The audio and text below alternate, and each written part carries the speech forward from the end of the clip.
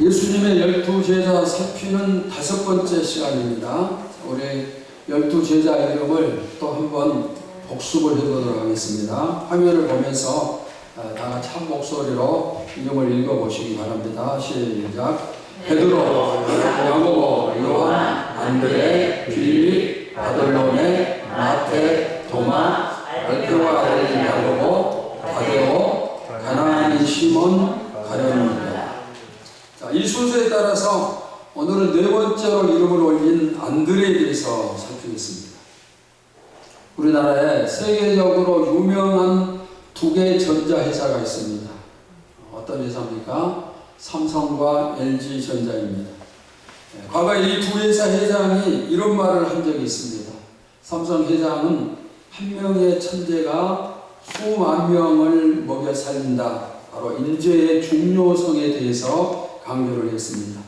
또 반면에 LG 회장은 실력 있는 최고 경영자가 경제와 기업을 살린다. 이런 말을 했습니다.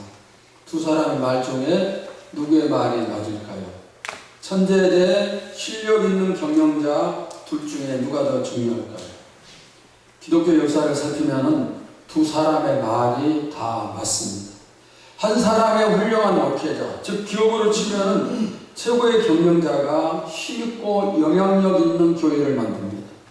조영기 목사님은 여의도 순복음교회를 세계 최대 교회로 만들면서 한국 교회의 성령 운동을 일으켰습니다. 오카노 목사님은 사랑의 교회를 통해서 한국 교회의 제자 훈련을 교육을 했습니다. 또 미국 교회를 살피면은 세들백 교회 리버렌 목사님, 그리고 리디머 교회의 팀 켈러 목사님, 이런 분들은 성공적인 목회를 하면서 전 세계 교회에 좋은 영향을 끼쳤습니다. 그런가 하면은 한 명의 탁월한 그리스도인, 즉 기업으로 치면은 천재적인 한 사람이 기독교 역사에 영향을 끼친 것도 아주 많이 있습니다. 예를 들면은 우리 장로교를 창설한 칼빈, 또 종교 개혁을 이룬 루터, 또 세계적인 봉사 무디 등등등 그렇게 쓰임받는 사람들이 많이 있습니다. 그러면은 그 사람들이 어떻게 해서 우리 기독교 역사에 영향을 끼치는 사람들이 되었을까요? 가장 중요한 것은 누군가가 그들에게 복음을 전했다는 사실입니다.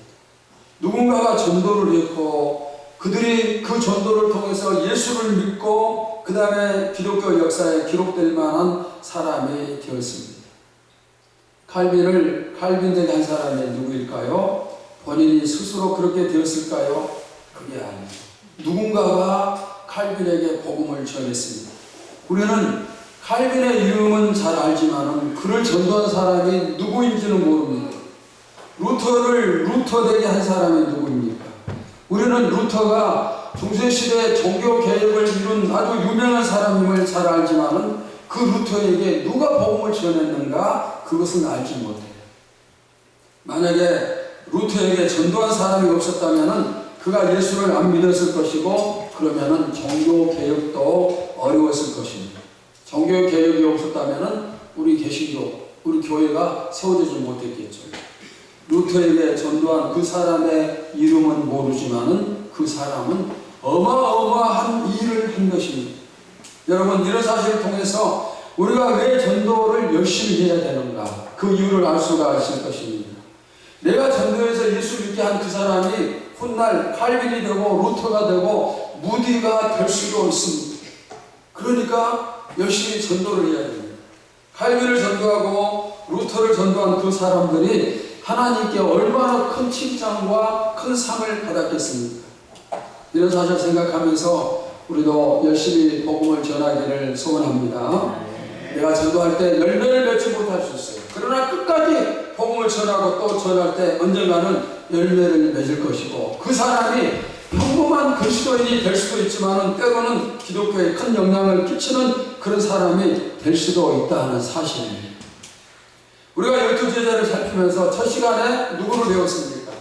맨 처음 살핀 제자가 누구죠? 베드로입니다. 베드로는 12제자 중에 첫 번째 예수님의 수제자입니다. 예수님이 가장 중요하게 여기는 제자였고 초대교회에서 가장 중추적인 역할을 했던 그런 사람입니다. 기독교 역사에 있어서 베드로와 바울은 두 기둥이 됩니다. 양대 축에 해당이 되어집니다. 그런데 이런 베드로를 전도한 사람이 누구예요? 누가 전도했죠? 안드레입니다. 오늘 우리가 살피는 안드레. 이 안드레는 베드로와 형제가 됩니다. 안드레는 베드로에 비해서 영향력이 떨어집니다. 덜 중요한 사람입니다. 그러나 베드로를 전도를 했어요. 자, 오늘 보면 요한복음 1장 40절에서 42절 우리 다시 한번 함께 봅시다. 시작. 요한의 말을 듣고 예수를 따르는 두 사람 중에 하나는 시몬 베드로의 형제 안드레라. 그가 먼저 자기의 형제 시몬을 찾아 말하되 우리가 메시아를 만났다 하고, 메시아는 번역하면 그리스도라. 데리고 예수께로 오니 예수께서 보시고 이르시되 내가 요한의 아들 시몬이니 장차 게바라 하리라 하시니라. 게바는 번역하면 베드로라.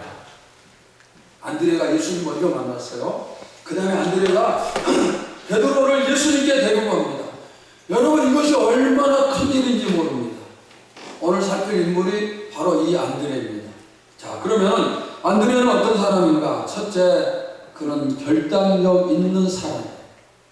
예수님께서 안드레를 제자로 부르실 때 그는 고기를 잡고 있었습니다. 그러나 예수님이 부르시자 배와 고기와 그물을 놓아 둔 채 즉시 예수님을 따릅니다. 지금 배에는 잡은 고기가 가득합니다. 이 고기를 시장에 내다 팔면 많은 돈을 벌 수가 있습니다. 고기를 내다 팔고 그 돈을 가족들에게 주고 그 다음에 예수를 따를 수 있습니다. 그런데 안드레는 예수님이 부르시자 그 모든 것을 전부 다 놔두고 전부 다 버려둔 채 즉시 주님을 따릅니다. 만약에 이 안드레가 예수님의 부르심을 뒤로 미뤘다면, 나중에 따르겠다고 했다면 그는 12제자의 축복을 누리지 못했을 거예요. 영적 지도자들은, 또 믿는 사람들 모두는 결단력이 있어야 됩니다. 하나님의 뜻이 확실하다면, 하나님의 명령이 분명하다면 즉시 결단을 해요. 뒤로 미루면 하나님의 뜻이 없어요. 저는 제가 이제까지 좀 오래 목회를 하면서 이 목회 기간 중에 나에게 최고의 결단력을 꼽으라면 무엇일까 한번 생각해 봤습니다. 설교 준비하면서 생각을 해보니 그것은 바로 사도행전 프로젝트였습니다. 하나님은 어느 날 저에게 사도행전 프로젝트를 실시하라는 명령을 내렸습니다. 사도행전 프로젝트는 전국 교회가 사도행전 1장에서 28장까지 설교를 같은 내용으로 설교를 하는 거예요. 동시에. 우리 교회에서 사도행전 설교를 작성해서 매 주일마다 회원교회에 보내면은 그 회원교회들이 1년 7개월 동안 주일 안예배 시간에 같은 본문, 같은 내용 가지고 동시에 설교를 하는 겁니다. 이 일을 하나님이 우리에게 명령을 하셨어요. 그때 우리 교회는 세워진 지도 그리 오래되지 않았지만은 예배 참석하는 청년, 장년, 성도의 수가 한 40명, 50명도 그 정도밖에 되지 않았어요. 우리 형편으로는 도저히 할 수 없어요. 왜? 엄청나게 많은 비용이 들기 때문입니다. 그러나 명령이 내렸을 때 바로 순종했어요. 국민일보에 광고를 내고, 또 교단신문에 광고를 내고, 그리고 또 이제 목회와 신학이라는 목사님들이 보는 기독교 잡지에 광고를 내고, 그리고 회원을 모집을 했어요. 몇 교회나 참석을 했을 것 같습니까?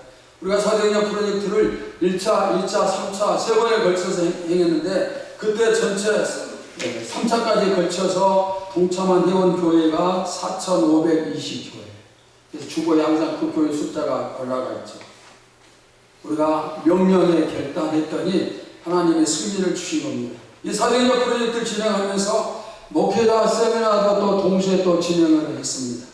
연세대학교에서 한번, 또 총신대학교에서도 하고, 온누리교에서도 하고, 세미나를 우리 할 때마다 목사님들이 500명 또는 600명이 참석을 했어요.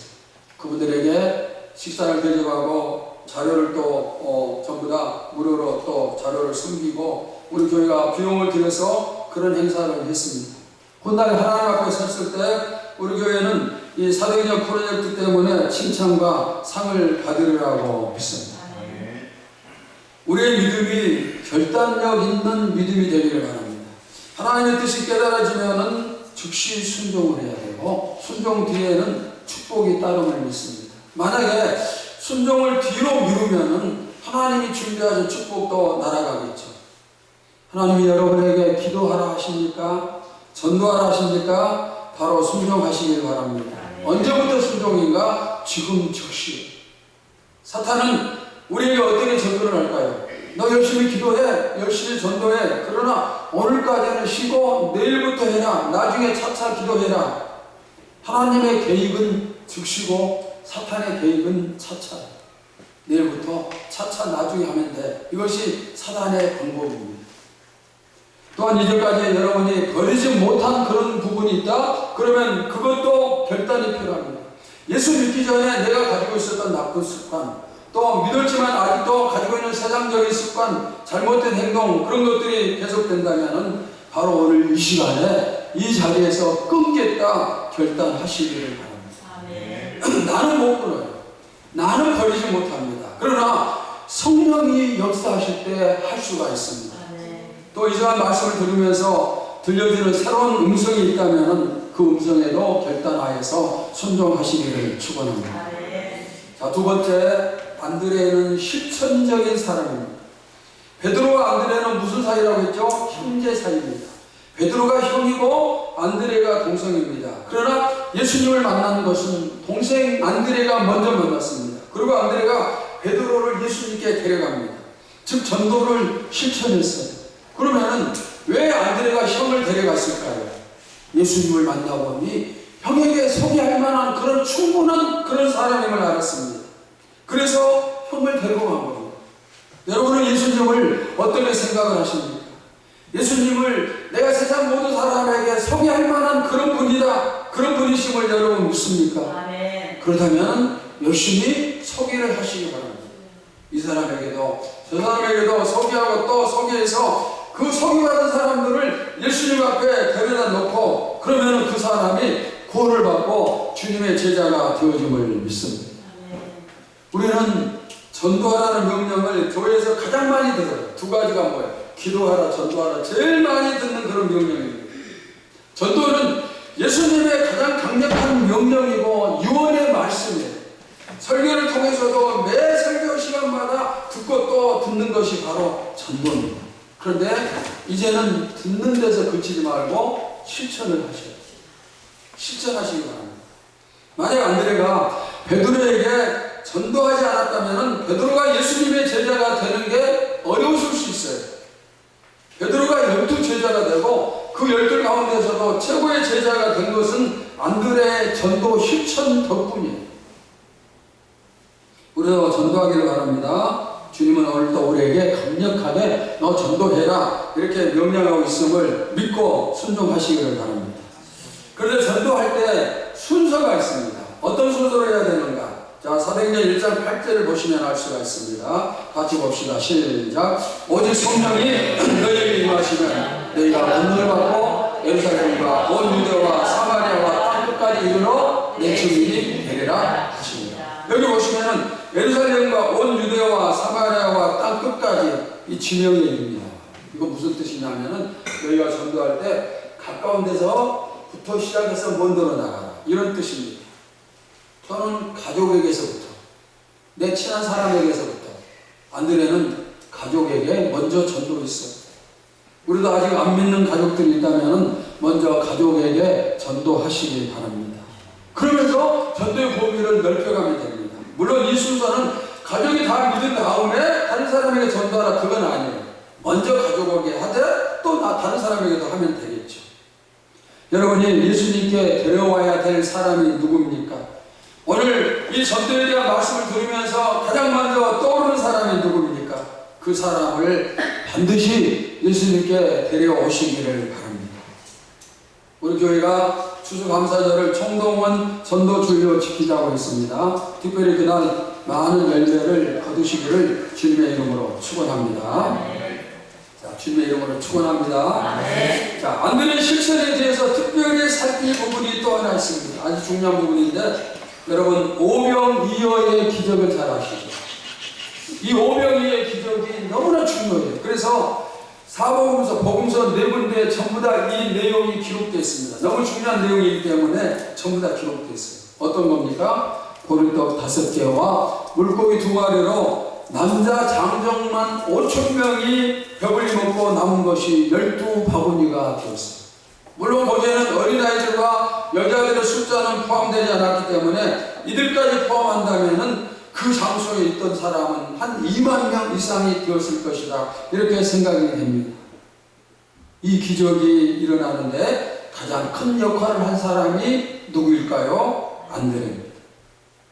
예수님 주변에는 언제나 수많은 사람들이 있습니다. 근데 이때도 마찬가지예요. 많은 사람들이 예수님을 찾아와서 병 고침을 받고 그리고 말씀을 듣는데 그러다 저녁 시간이 되었어요. 근데 먹을 게 없습니다. 그 많은 사람들이 배고픈 상황이었습니다.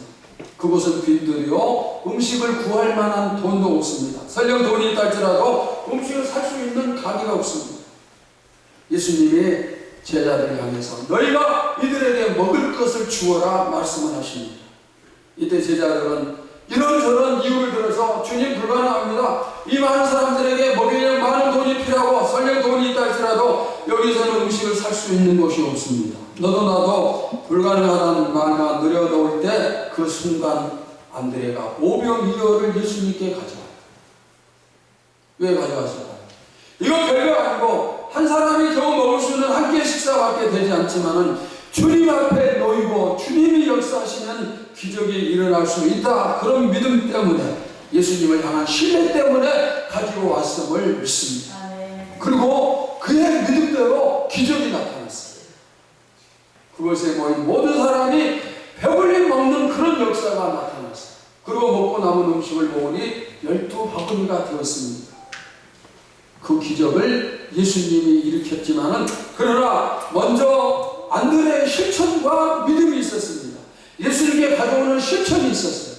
주님이 하실 수 있다는 믿음이 있었습니다. 그래서 주님께 가져갈 것을 찾고 찾은 오병이어를 주님께 가져왔을 때 거기에 기적이 나타났습니다. 여러분, 실천하는 믿음이 기적을 일으킵니다. 예수님은 하실 수 있다, 이 믿음에서 중단하면 아무것도 되지 않아요. 그 믿음에서 실천으로 나가야 됩니다. 믿음에서, 마음의 믿음에서 끝나면 소용이 없어요. 거기서 행동으로, 실천으로 나가야 됩니다. 씨를 뿌리면 거둔다는 믿음이 있습니까? 여러분, 씨 뿌리면 거둔다는 믿음이 있어요, 없어요? 있죠. 그런데 거기서 끝나면 안 돼요. 어떻게 하라고? 실천. 뭘? 씨를 뿌리는 실천. 주라 그리하면 너희에게 줄 것이니 곧 후이 되어 들고 흔들어 너희에게 안겨주리라. 여러분, 이 말씀을 믿습니까? 네. 전부 다 믿죠. 그러나 믿음에서 끝나지 말고 어떻게 하라고? 실제로 주라는 거예요. 실제로 주어야 됩니다. 기도하면 응답받음을 믿죠. 그러나 거기서 그치지 말고 기도해서 응답을 받으라는 사실. 우리에게는 거창하고 좋은 계획들이 많아요. 교회도 좋은 계획들이 많습니다. 좋은 일꾼이 되겠습니다. 기도의 사람이 되겠습니다. 열심히 충성하겠습니다. 사명 잘 감당하겠습니다. 누구누구를 용서하겠습니다. 사랑을 하겠습니다. 주겠습니다. 등등의 계획이 있어요. 그런데 그 계획이 과연 실천으로 연결이 되는가? 여러분, 이 계획을 언제 실천하겠어요? 내일부터 차차 실천입니까? 차차는 누구의 계획이라고요? 사탄의 계획. 그러니까 지금부터 즉시에 마음의 소원, 마음의 계획을 행동으로 보일 때, 실천할 때 거기에 기적이 차고 넘치고 축복이 차고 넘치는 거예요. 여러분이 이렇게 결단하는 신앙이 되시기를 축원합니다. 자, 세 번째, 안드레는 겸손한 사람이에요. 안드레가 베드로를 예수님께 인도를 했습니다. 그래서 안드레는 베드로에게 큰 소리 칠 수 있어요. 형, 큰 소리 치지 마. 내가 형을 예수님께 인도한 사람이야. 이렇게 큰 소리 칠 수 있죠. 그러나 성경을 보시면 안드레는 예수님의 이름, 제자들 이름이 기록되고 그 이후에는 나타나지 않아요. 베드로는 수없이 나타납니다. 베드로의 활동, 복음서에 계속 나오고 사도행전에 엄청나게 나타나지만 안드레의 이름은 어디서도 나타나지 않아요. 그러면은 안드레가 아무 일도 하지 않았기 때문에 그의 이름이 나오지 않는 것입니다. 그건 아니에요. 안드레는 낮아지고 보이지 않는 곳에서 봉사를 합니다. 사람들이 모르는 것. 그래서 그의 이름이 그냥 저절로 묻히는 것. 예수님 말씀하셨어요. 높은 자가 되지 말고 낮은 자가 되라. 섬김을 받지 말고 섬기는 자가 되라. 대접을 받지 말고 대접을 하라. 주님이 이렇게 말씀하셨고 안드레는 그 말씀에 실천한 거예요. 그래서 성경에 그의 행동, 그의 이름이 나타나지 않습니다. 그러면은 천국에서 받을 상이 없을까요? 그건 아니죠. 주님이 안드레를 천국에서 정말 높여 주셨음을 믿습니다. 여러분, 사람들이 몰라줘도 상관없어요. 인정받지 못해도 상관없습니다. 하지만 주님은 내 모든 것을 전부 다 알고 계십니다.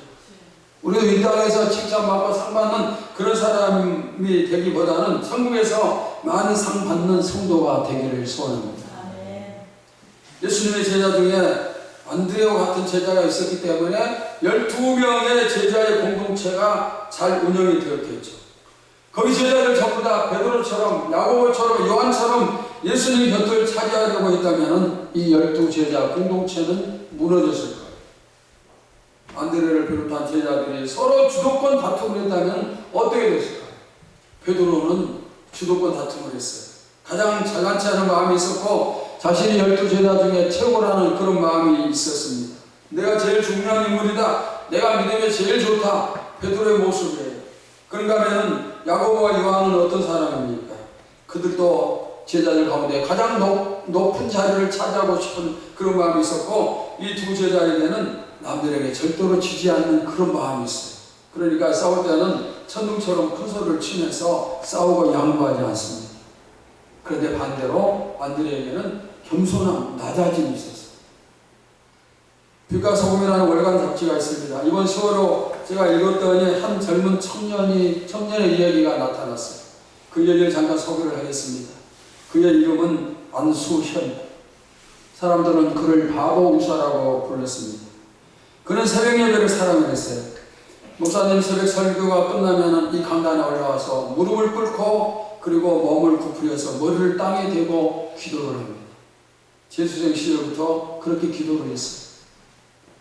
바보 의사 안수현 형제는 예배를 사랑하는 청년이었습니다. 초등학교 때는 그렇게 하고 싶었던 보이스카우트에 들어가지 않았어요.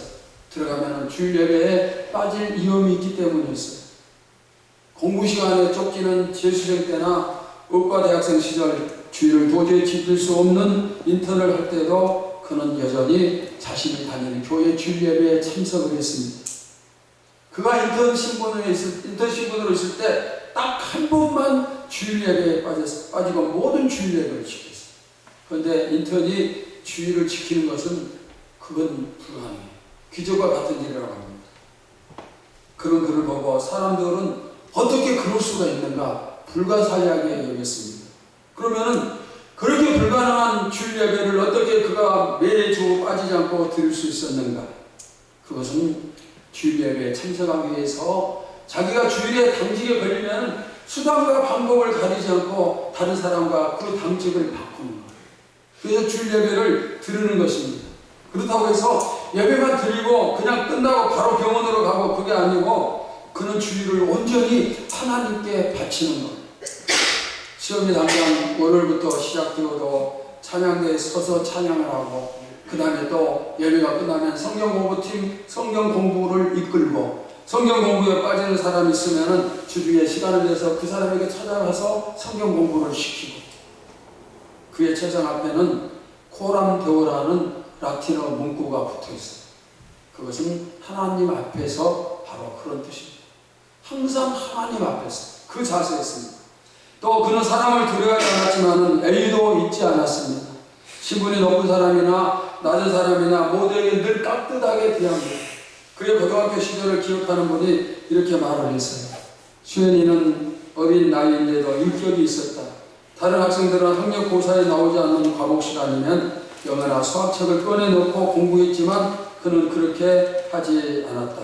그 과목 선생님에 대한 예의가 아니라고 생각했기 때문입니다. 얼마나 예의가 있어요. 그는 인터넷을 사용할 때 스티그마라는 아이디를 사용했어요. 이 스티그마라는 아이디는 무슨 뜻인가? 내 몸에 예수의 흔적을 지녔다는 그런 뜻입니다. 그런 예수님의 흔적을 지닌 사람답게 어딜 가나 나는 그리스도인입니다. 당당하게 나타냅니다. 글을 때도 사람을 만날 때도 무엇을 먹거나 마시거나 한결같이 그리스도인이었습니다. 예수 믿는 것이 알려지면 불이익을 받을 그런 상황이지만 그래도 숨기지 않았습니다. 그러면서 안 믿는 사람들에게도 깊이 신뢰를 받는 그런 청년이었습니다. 레지던트 1년차일 때 같이 일하는 의사들과 간호사들로부터 이런 말도 들었습니다. 본인들에게 감동을 주는 크리스찬 주치, 예수 믿는 의사다. 환자의 손을 잡고 울어줄 것 같은 주치의다. 이런 말을 들었어요. 그 병원이 기독교 병원도 아니고 일반 대학병원에 아직 어린 의사가 들을 만한 그런 말이 아니에요. 그런데 그만큼 인정을 받고 그런 말을 듣게 된 겁니다. 응급실에 들어온 에이즈 환자를 다들 끌릴 때 맨 먼저 다가간 의사였습니다. 한밤중에 자신이 돌보는 환자들 침상머리에 앉아서 조용히 기도를 하고 어린 백혈병 환자의 생일 선물을 챙겨주는 그의 모습은 아무리 교회를 싫어하는 사람이라 해도 그를 좋아할 수밖에 없는 그런 사람이었겠죠. 후에 군의관으로 근무하던 안수현 형제는 유행성 출혈열에 감염되어서 33살의 나이로 하나님의 부르심을 받았어요. 예수님과 똑같은 나이. 그 청년이 죽은 후 남긴 수첩에 이렇게 적혀 있었습니다. 하나님, 마른 막대기 같은 제 삶에 불을 붙이사 주님을 위해 온전히 소멸하게 하소서. 나의 하나님, 제 삶은 주의 것이오니 다 태워주셔서 저는 오래 사는 것을 원치 않습니다. 다만 예수님처럼 꽉 찬 삶을 원합니다.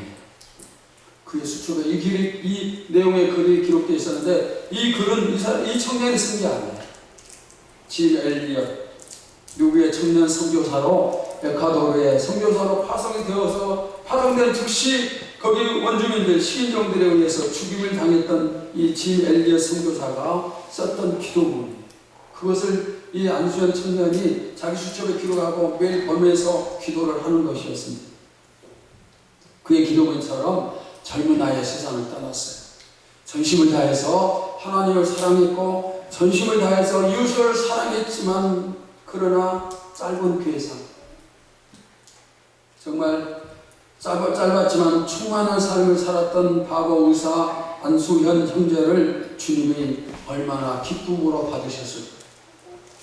만약 제가 이 형제의 사연을 오늘 여러분에게 전하지 않았다면 여러분은 이 형제에 대해서 아무도 몰랐겠죠. 아무것도 모르겠죠. 저도 책을 보지 않았다면 몰랐겠죠. 본인이 자랑하지 않았어요. 나는 이런 사람이다 나타내지 않았습니다. 나팔 불지 않았습니다. 그냥 있는 듯 없는 듯 그저 그리스도인의 삶을 살아간 것뿐입니다. 하지만 우리가 몰랐다고 해서 모른다고 해서 그 청년의 그런 삶이 없어지는 것은 아닙니다.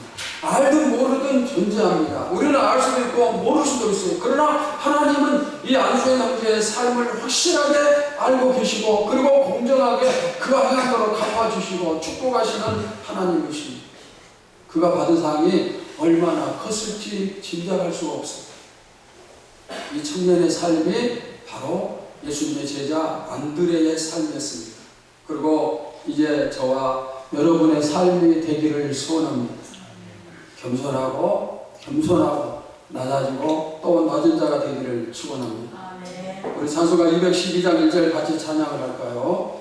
겸손히 주를 섬길 때 괴로운 일이 많으나 구주여 내게 힘주사 잘 감당하게 하소서. 아멘.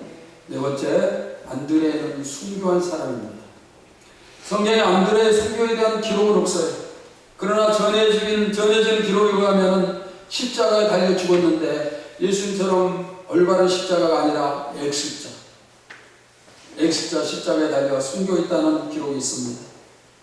제가 12제자의 처음 시간부터 몇 번 말씀을 드렸습니다. 12제자로 선택될 때 그것은 인류 최고의 축복이라고 했습니다. 하나님이신 예수님과 더불어서 3년 동안 함께합니다. 매일매일 그분의 얼굴을 보고 매일매일 그 그분의 음성을 듣고 같이 먹고 마시고 그러면서 그분의 일을 함께 합니다. 얼마나 큰 축복이고 하나님과 3년을 함께하니 이제 그들에게 기다리고 있는 것은 엄청난 축복과 상급이 아닐까요? 그러나 제자들을 기다리고 있는 것은 순교입니다. 순교했습니다. 순교는 가장 귀찮은 죽음이에요. 제 명도를 살지 못하고 다른 타에 의해서 빨리 죽는 겁니다. 다른 사람들에 의해서. 이 순교는 어떻게 순교가 이루어집니까?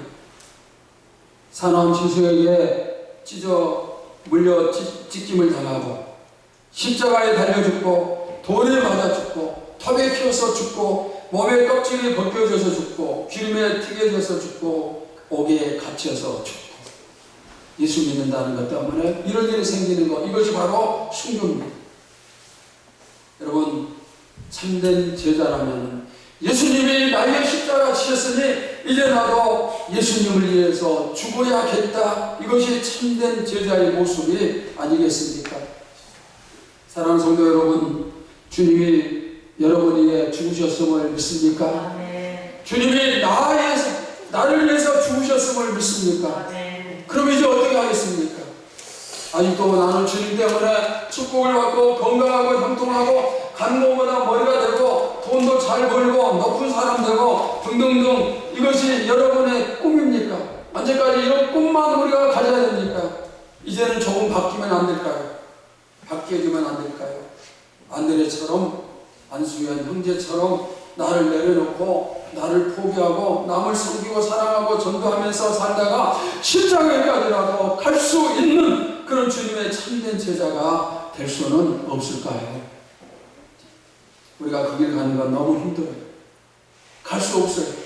그러나 나는 그 길을 갈 수 없지만 주님이 힘주시고 주님이 함께 하시면 갈 수 있음을 믿습니다. 여러분과 제가 바로 그 길을 가기를 주님의 이름으로 축원합니다. 하나님 감사합니다. 연약하고 부족한 우리에게 오늘도 말씀을 통해서 많은 교훈 깨달음을 주심을 감사를 드립니다. 주님이 나에게 주셨습니다. 이제 나도 주님의 제자가 돼서 주님을 위해서 죽을 수 있다는 믿음을 가지고 그 길을 걸을 수 있게 하여 주시옵소서. 예수님의 이름으로 기도하옵나이다.